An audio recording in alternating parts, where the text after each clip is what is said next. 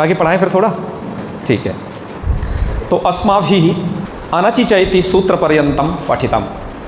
सुधी उपास्य इत्यत्र एको यणचि इति सूत्रेण इकारस्य स्थाने यकारादेशः भवति।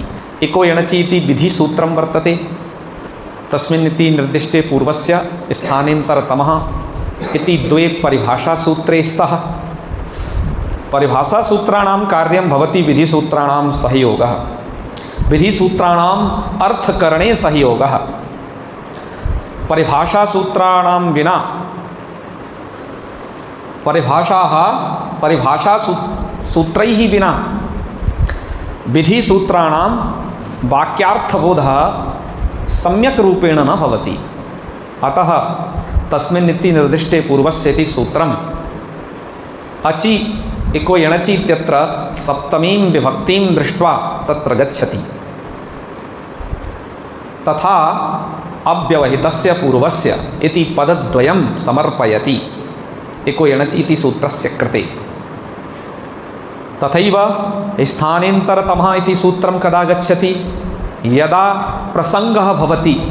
कस्मिन्नपि विधिसूत्रे यदि प्रसंगः भवति चेत् तदा स्थानेन्तरतमः इति परिभाषासूत्रं गच्छति। को नाम प्रसंगः? तदा कथ्यते एकस्य स्थानिनः स्थाने बहूनाम् आदेशानां प्राप्तिः भवति, स प्रसंगः इति उच्यते। अत्रापि इकाररूपः एकः अस्ति। तथा यवरल इति चतुर्णाम् आदेशानां प्राप्तिः वर्तते। तो एकस्य स्थाने बहूनाम् आदेशानां प्राप्तिः अस्ति इति कृत्वा अत्र प्रसंगः वर्तते। प्रसंगे सति सदृशतमः आदेशः भवति। एवं प्रकारेण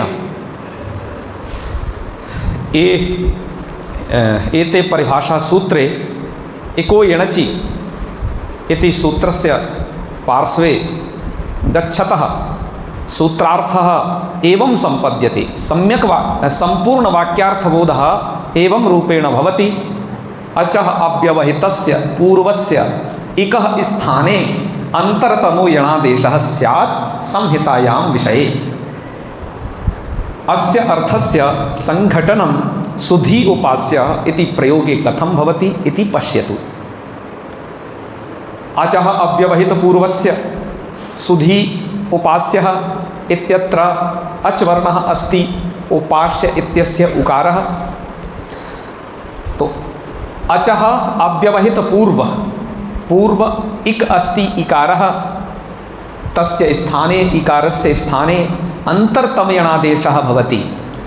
तर्हि इकारस्य स्थाने अन्तर्तमयणादेशे कृते, अन्तर्तम इत्युक्ते सदृशतम यणादेशे कृते इकारस्य स्थाने यकारः इदानीं जातः। तेन सुधय उपास्य एतादृशी स्थितिः भवति। अग्रे आगच्छतु। इदानीं यणकार्यं सम्पन्नम्। एकः स्थाने यणकार्यम् इदानीं सम्पन्नम्। अग्रे द्वित्वकार्यविषये पश्यतु। इदं तावत् भिन्नं कार्यमस्ति। यणसन्धिसम्बन्धी कार्यं नास्ति। अनचि च इति सूत्रस्य प्रसंगः यत्र कुत्रापि भवितुम् अर्हति, यत्र यणसन्धि न भवेत् तत्रापि भवितुम् अर्हति। अनचि च इति सूत्रस्य अर्थः कः? तो पश्यतु। अचः परस्य यरो द्वे वा स्तः। अस्य सूत्रस्य प्रमुखं कार्यं वर्तते द्वित्वकार्यम्। अनेन सूत्रेण द्वित्वकार्यं विधीयते। तो अचः परस्य अच् वर्णः पूर्वं भवेत्, ततः परं यर्वर्णाः भवेयुः। अचः परस्य यरो द्वे वा स्तः। अचः परे यदि यर्वर्णाः स्युः तर्हि द्वित्वं भवति।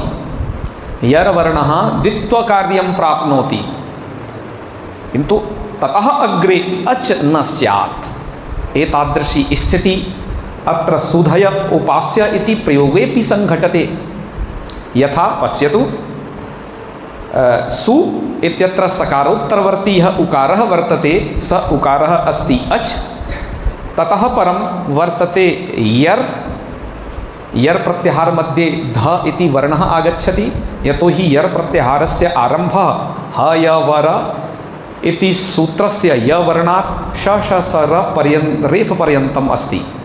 मध्ये धकारः झ भ घ ढ ध इति सूत्रे आगच्छति। तेन इदानीम् इदं सुनिष्पन्नं यत् धकारस्य पाठः यर प्रत्याहार मध्ये अस्ति। ततः परम अच नास्ति, अच न स्यात्, तो अत्र यकारः अच नास्ति इति कृत्वा धकारस्य द्वित्वे कृते सु ध ध य उपास्य एतादृशी स्थिति इदानीं पर्यन्तं सुसम्पन्ना। अग्रे इतोपि कार्यमस्ति। वस्तुतः एतत् कार्यं हलसन्धि विषयकम् अस्ति। यह जो स्थिति है, अब जो आगे इस सूत्र के द्वारा बताने जा रहे हैं, ये हल संधि का सूत्र है वस्तुतः देखा जाए। लेकिन जब आपने धा को द्वित्व कर लिया तो एक हल वर्ण को आपने द्वित्व किया है, तो यहाँ एक हल संधि की स्थिति उत्पन्न हो गई है। मैंने आपसे कहा कि ऋण संधि का काम तो बस वहीं खत्म हो गया था, ई को जब आपने यह कर दिया तभी। अब इसके बाद तो ये वाली कंडीशन, ये दूसरा, जैसे द्वित्व वाला नियम अलग था, ये भी नियम अलग है। ये सूत्र क्या करता है और हमें यहाँ किस कंडीशन में लगना है, ये सूत्र बहुत जगह लगता है व्याकरण शास्त्र में। इस सूत्र को भी यहाँ समझ लीजिए। झलाम जस झसी सूत्र है। सूत्र में लिखा है स्पष्टम। स्पष्टम का मतलब ये है, इस सूत्र का अर्थ एकदम स्पष्ट है, इसमें किसी भी सूत्र की अनुवृत्ति वगैरह लाने की ज़रूरत नहीं है, अपने आप में पूर्ण सूत्र है ये। झलाम षष्ठी विभक्ति है, जस यह प्रथमा विभक्ति है, झसी ये सप्तमी विभक्ति है। अभी विभक्ति ना भी आए तो चिंता नहीं करना है, जब आप अजंत पुल्लिंग के जो षडलिंग प्रकरण है उसे पढ़ लोगे तो विभक्तियाँ जान लोगे। सूत्र का अर्थ होता है, जलाम षष्ठी है ना, तो जलों के स्थान पर जस प्रथमा है तो जस होते हैं, झसी सप्तमी है तो झस के परे रहते, जहाँ कहीं सप्तमी अर्थ हो तो परे रहते, वो वर्ण के परे रहते, ऐसा अर्थ होगा। हमने इसकी वृत्ति बना के लिख दी है आप लोगों के सौकर्य के लिए। झलाम स्थाने जस स्यात् झसी परे, समझते हैं। झलाम स्थाने, ये झल वर्ण होने चाहिए। इन झलों के स्थान पर, मतलब स्थानीय के रूप में होने चाहिए झल। स्थानीय शब्द जिसकी मैंने कल भी चर्चा की थी। स्थानीय, आदेश, निमित्त, मैं तीनों को बता चुका हूँ यण संधि के ही पूर्व में, ठीक है। तो स्थानीय झल, झलों के स्थान में जस होते हैं। झल माने ये वर्ण झ भ से लेकर के और हल पर्यंत, ये वर्ण क्या कहलाएंगे? झल। कीर्ति इधर देखो, सुनो, झल, ठीक है। तो झल माने इतने सारे वर्ण। झलों के स्थान पर कौन से वर्ण हो जाते हैं? ये होते हैं जस। आप जसों को थोड़ा ध्यान से देखें, ये तृतीय वर्ण है, वर्गों के तृतीय वर्ण है। क च ट त प प्रथम, ख च ठ थ फ द्वितीय और ग ज ड द ब, या फिर उन्हें ऐसे फॉर्मेट में कह लिए जब ग ड द, ये तृतीय वर्ण है वर्गों के। मैंने संज्ञा प्रकरण पढ़ाते वक्त दोनों प्रकार की वर्णमालाएं अच्छे से बता रखी हैं, ठीक है। मतलब इसको और देखिए, झ भ घ ढ ध, ये वर्गों के चतुर्थाक्षर है। ज ब ग ड द तृतीय, ख फ छ ठ थ द्वितीय और च ट त क प प्रथम, वर्गों के प्रथम, और श श श ह ऊष्म वर्ण। कहने का मतलब है, झलाम जस झसी को यदि ऐसे ही समझा जाए तो वर्गों के प्रथम, द्वितीय, तृतीय, चतुर्थ, फिर ध्यान दीजिए कि क प और च ट त यहाँ तक वर्गों के प्रथम है। वर्गों के प्रथम वर्ण, वर्गों के द्वितीय, वर्गों के तृतीय, वर्गों के चतुर्थ और ऊष्म वर्ण, उनके स्थान पर यह सूत्र तृतीय कर देता है, वर्ग के तृतीय वर्णों को बैठा देता है। कब? इसको परे क्या चाहिए? निमित्त के रूप में झस परे चाहिए। झस माने झ भ घ ढ ध ज ब ग ड द, इतने सारे वर्ण यदि पर में होंगे, इसको ये कहता है झस। हम शॉर्टकट में क्या बोलेंगे इसे प्रत्याहार के रूप में? झस परे होना चाहिए। हमारी जो ये कंडीशन थी जहाँ पर हमने द्वित्व किया था सु ध ध य, क्या यहाँ पर एक कंडीशन घट रही है? अब इसे घटा के देखते हैं। सूत्र कहता है झलों को जस होता है, झल में आ गया ध, देख ले यार, झल में ध इधर है, आ गया। झल में कौन आ गया? झलों के स्थान पर हम जस करेंगे, पर कब? झस परे होना चाहिए। तो हम देखते हैं दूसरा वाला जो धा है वो झस भी परे है, क्योंकि झस में ये आ गया धा, तो दूसरा धा झस में मिल गया। मतलब ये सूत्र घट रहा है, झल भी मिल रहा है और झल के बाद जस परे भी मिल रहा है। क्या मिल रहा है? झस परे भी मिल रहा है। तो हो क्या जाएगा? झलों के स्थान पर जस हो जाएगा, जस। तो झल धा था पहला वाला, तो इसके स्थान पर इन जस में से कौन हो?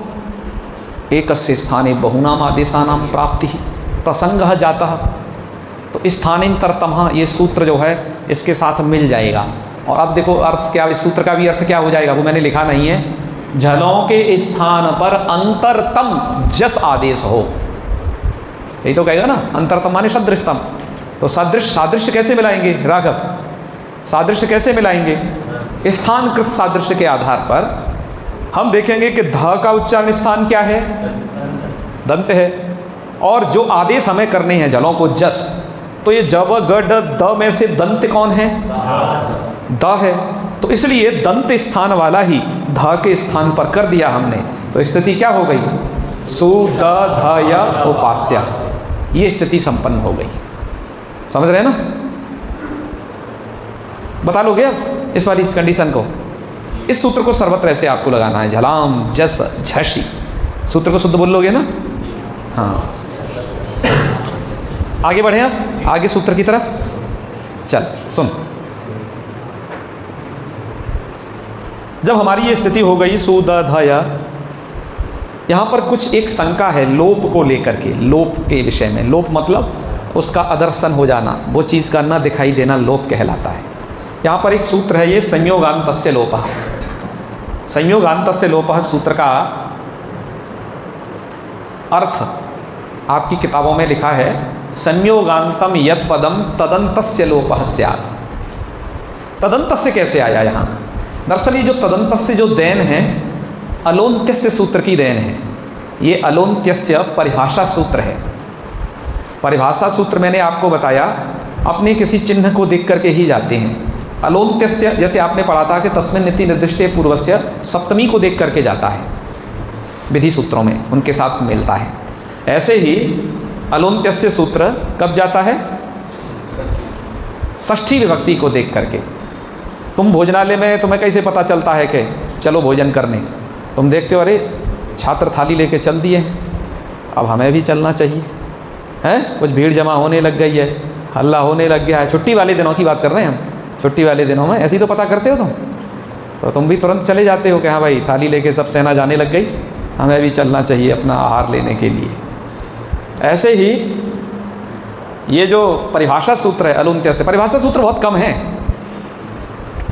अष्टाध्यायी में अष्टाध्यायी के परिभाषा सूत्रों का संकलन किया उन्होंने परिभाषा प्रकरण में भट्टो जी दीक्षित जी ने।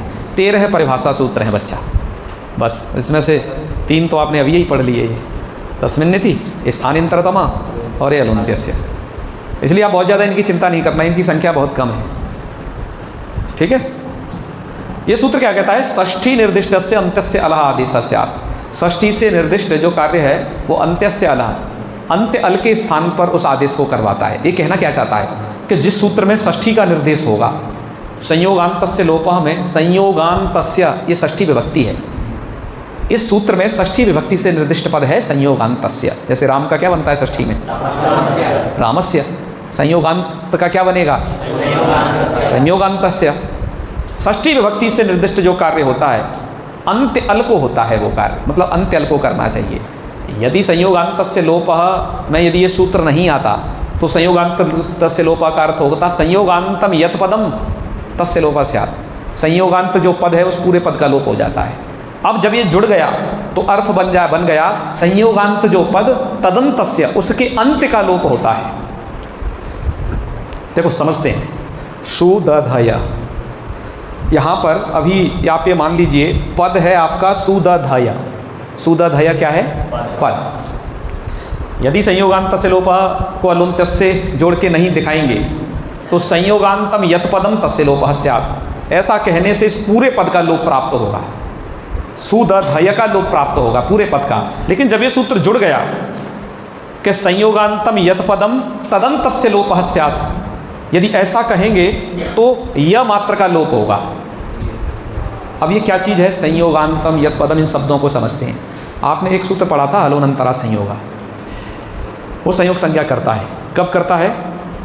अजभी अव्यवहिता हलः संयोग संज्ञा स्यु, अचों के व्यवधान से रहित जब हल होंगे तो उनकी क्या होती है? संयोग संज्ञा।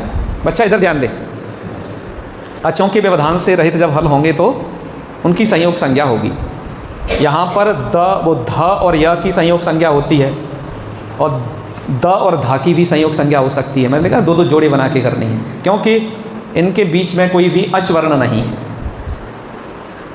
अब बात यह है कि द और धा का जो संयोग है वो तो मध्य संयोग है, बीच में आ रहा है ये संयोग, और द और धा और य का जो संयोग है वो अंत में आ रहा है, हैं? तो संयोग हुआ ध और य में। संयोगांत पद कौन है? पूरा सुदधय, ये क्या है? संयोगांत पद। फिर से देखना, दोबारा से फिर देखिए, संयोग है ध और य में, संयोगांत पद कहलाएगा सुदधय, और संयोगांत पद का तदंत अंत वर्ण कहलाएगा केवल य। तो उसका लोप होता है, ये सूत्र कह रहा है उसका क्या हो? लोप हो। तो इसका लोप यहाँ पर प्राप्त था य का।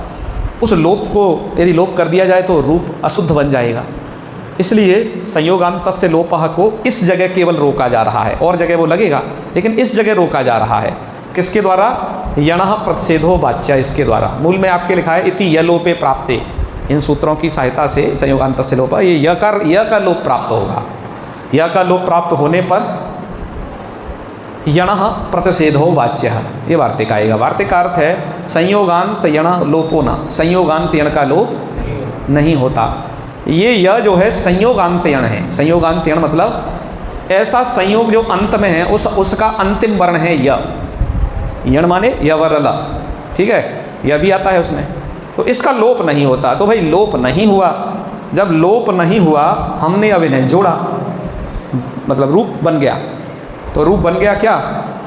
सु, इनको जोड़िए, द आधा ध और या के बाद है उ। तो जो भी हल वर्ण होते हैं उनको बाद में अच वालों के साथ जोड़ दिया जाता है, यदि उसके बाद में अच है तो। अब इनके बाद में तो अच था नहीं तो उनको आधे आधे लिखा हमने, है ना। या के बाद है उ, उसे हमने जोड़ दिया या को उ में, शुद्ध्यु, और पास्य को यथावत लिख दिया, शुद्ध्यु पास्य सिद्ध हो गया।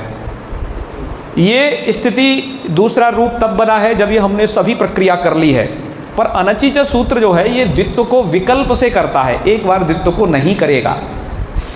जब ये द्वित्व नहीं करेगा तो झलाम जस झसी भी नहीं लगेगा और आगे की कोई भी प्रक्रिया होगी नहीं।